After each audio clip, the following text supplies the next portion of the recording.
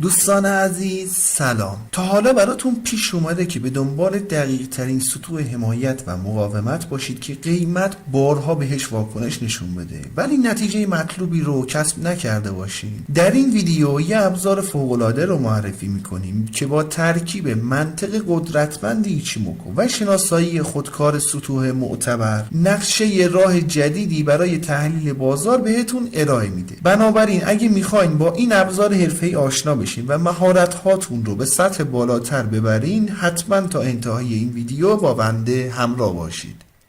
نحوه شناسایی این سطوح معتبر توسط آقای مهدی صمدی معرفی شده که در واقع با این سطوح معتبر و قوانینی که براش در نظر گرفتن استراتژی معاملاتی خاص خودشون رو دارن. این استراتژی معاملاتی هم به صورت رایگان آموزشش داده شده. ویدیوها در سایت فراچارت و در یوتیوب قرار داره. عبارت سطوح معتبر ایچیموکو رو سرچ کنید، ویدیوها رو براتون میاره. شخصا در تایید یا رد این سبک هیچ نظری رو ندارم، چون خیلی وقت با ایچیموکو کار نکردم و به همین علت ویدیوهای دوره رو اصلا نتونستم نگاه کنم. بنابراین سبکی که خودم تستش رو انجام نداده باشم رو نه تایید میکنم نه رد. این اندیکاتور هم به درخواست یکی از دوستان طراحیش انجام شد. حتی اگه قصد نداشته باشین با سبکی که این بنده خدا معرفی کرده کار کنید، میتونید از این سطوح حمایت و مقاومت استفاده کنید. اندیکاتور خوبیه. بگذاریم ابتدا به این موضوع بپردازیم که نحوه شناسایی این سطوح معتبر به چه صورتی هست. خط آبی رنگی که روی چارت دارین مشاهده میکنید خط کیجنسن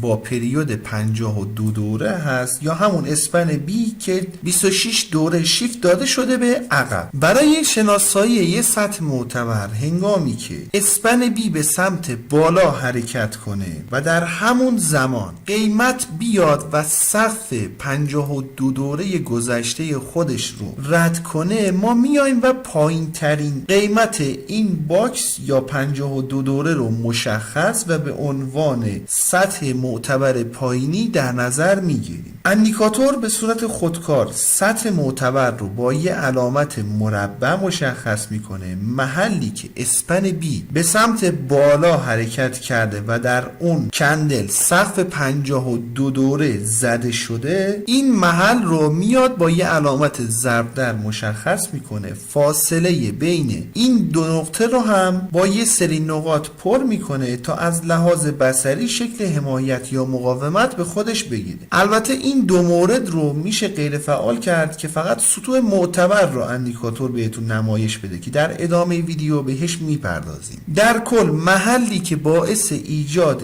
سطوح معتبر شده رو اندیکاتور با یه فلش ضرب در نمایش میده. این مورد هم برای این منظور قرار داده شده افرادی که با این سبک میخوان کار کنن محل دقیق تشکیل سقف یا کف معتبر رو متوجه بشن. یه سری نکات مازادی هم داریم که در ادامه ویدیو بهش میپردازیم. فعلا اجازه بدین نحوه شناسایی یه سقف معتبر رو هم خدمتتون توضیح بدم. نحوه شناسایی یه سقف معتبر بالعکس هست. این سری زمانی که اسپن بی به سمت پایین حرکت میکنه، اگه در همین زمان قیمت بیاد و لو 52 دوره گذشته خودش رو بزنه، میایم و بالاترین قیمت این باکس 52 دوره رو به عنوان یه سطح مقاومتی معتبر در نظر میگیریم و مشخصش میکنیم. اندیکاتور هم این سطح رو با یه علامت مربع مشخص میکنه. محلی که باعث ایجاد این سطح معتبر شده رو با یه علامت ضرب در و فاصله بین این دو محل رو با یه سری نقاط پر میکنه. نکته ای که هست، گاهی اوقات مثل این مثال نزولی که داشتیم اسپن بی به سمت پایین حرکت میکنه، ولی اگه به قیمت دقت کنید قیمت خیلی از لو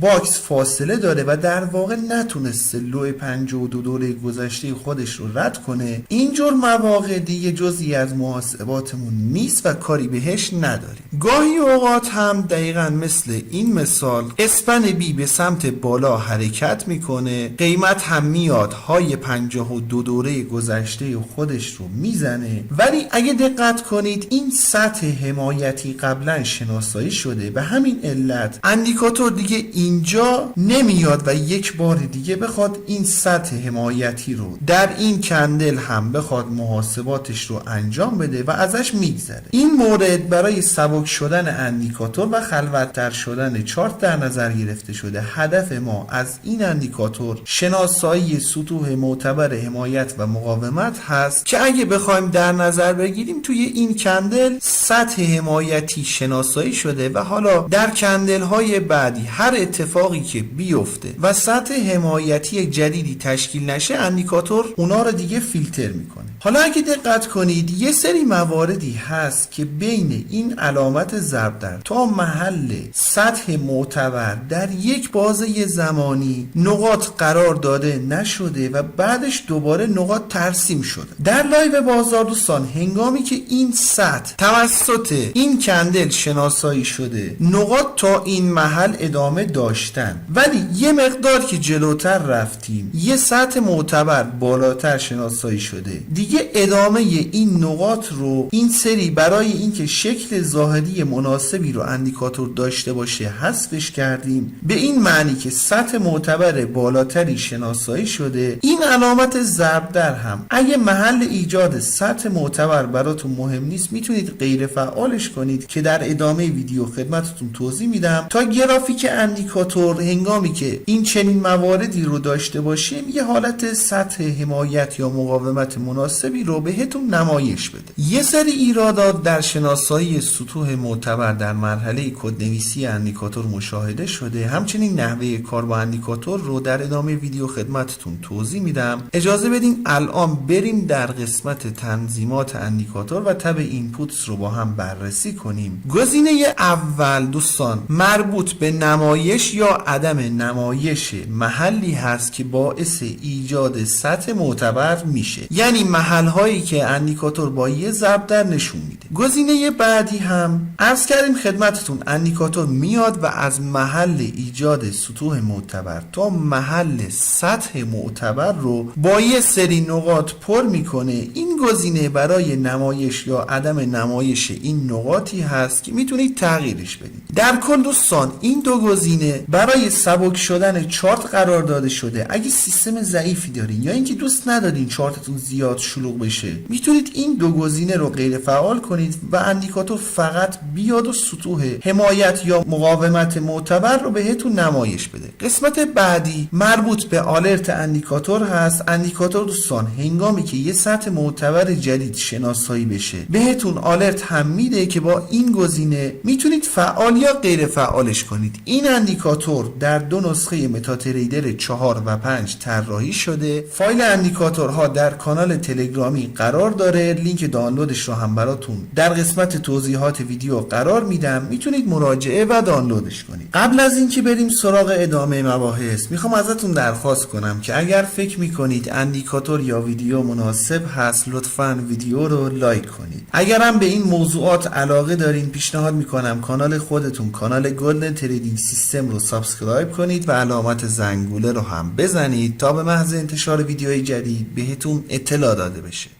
بسیار خوب دوستان، من یه مقدار الگوریتم اندیکاتور رو دستکاری کردم. میخوام یه ایراد بزرگی در این سبک مشاهده شده رو خدمتتون اعلام کنم. ببینید در توضیحات مدرس محترم دوره گفته شده که به فرض مثال اسپن بی به سمت پایین حرکت کنه و در اون کندل لو 52 دوره زده بشه. طبق توضیحات بالاترین قیمت 52 دوره گذشته به عنوان سطح معتبر مقاومتی باید در نظر گرفته بشه، ولی این مورد در زمانی که در روندهای قوی قرار داشته باشیم مشکل ساز هست. دقیقاً مثل این قسمت از چارت، یعنی در هر کندل قیمت میاد لو جدیدتری رو میزنه، اسپن بی هم به سمت پایین حرکت میکنه. حالا سطوحی که اندیکاتور شناسایی میکنه میخوام نظر بدین که به نظرتون آیا این موارد جزء سطوح معتبر به حساب میاد یا موارد مشابه دیگه که داریم مشاهده میکنیم این دو مورد واقعا به عنوان سطوح معتبر میتونیم در نظر بگیریم یا نه؟ اگه بخوایم طبق تعاریف بررسیش کنیم سطوح معتبر حمایت و مقاومت در پیوت های قیمتی شکل میگیرن. حالا اگه این موارد رو هم بخوایم به FVG ها، اوردر بلاک ها یا مسائل دیگه ربط بدیم، اصلا فلسفه اونا متفاوته و حتی منطق فاندامنتالی هم دارن، ولی اگه نظر شخصی بنده رو بخواین، اصلا این سطوح رو نمیتونم قبول کنم و در اندیکاتور هم قرار داده نشد.